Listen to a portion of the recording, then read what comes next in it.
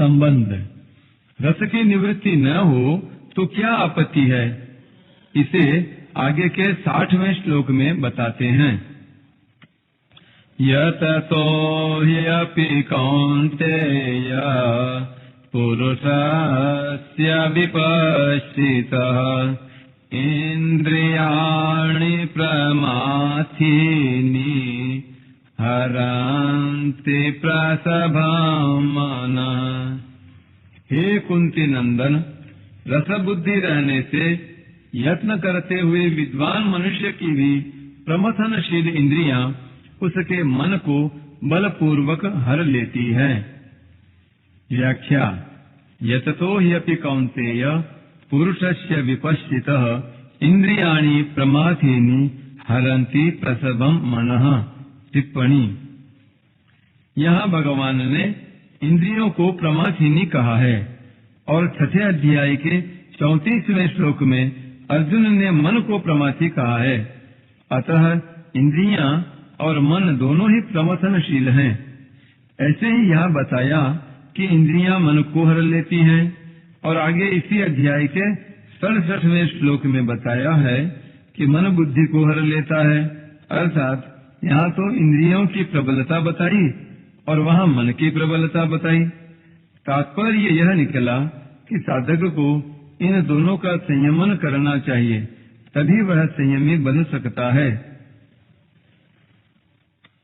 जो स्वयं यत्न करता है, साधन करता है, हरेक काम को विवेक पूर्वक करता है, आसक्ति और परीक्षा का त्याग करता है, दूसरों का हित हो, दूसरों को सुख पहुँचे, दूसरों का कल्याण हो, ऐसा भाव रखता है और वैसी क्रिया भी करता है।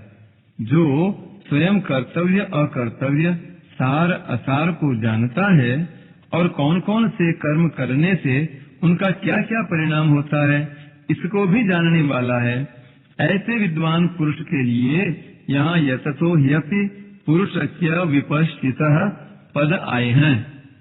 प्रयत्न करने वाले ऐसे विद्वान पुरुष की भी प्रमथनशील इंद्रियां उसके मन को बलपूर्वक हर लेती हैं, विषयों की तरफ खींच लेती हैं। अर्थात वह विषयों की तरफ खींच जाता है, आकृष्ट हो जाता है। इसका कारण यह है कि जब तक बुद्धि सर्वथा परमात्म तत्व में प्रतिष्ठित यानी स्थित नहीं होती, बुद्धि में संसार की यत्किंचित सत्ता रहती है, विषयेंद्रिय संबंध से सुख होता है, भोगे हुए भोगों के संस्कार रहते हैं, तब तक साधन परायण बुद्धिमान विवेकी पुरुष की भी इंद्रियां सर्वथा वश में नहीं होती।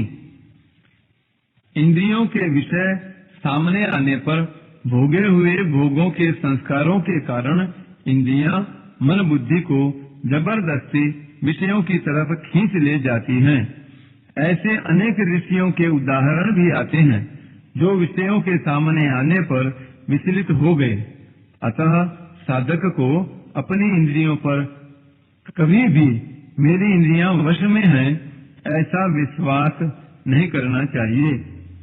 टिप्पणी। मात्रा स्वस्रा दुहित्रा वा न विविक्तासनो भवेत् बलवान इंद्रिय ग्रामो विद्वान समपि कर्षति। मनुस्मृति। मनुष्य को चाहिए कि वह माता बहन अथवा पुत्री के साथ भी एकांत में न बैठे, क्योंकि बलवान इंद्रिय समूह विद्वान को भी अपने वश में कर लेता है। और कभी भी यह अभिमान नहीं करना चाहिए कि मैं जितेंद्रिय हो गया हूँ।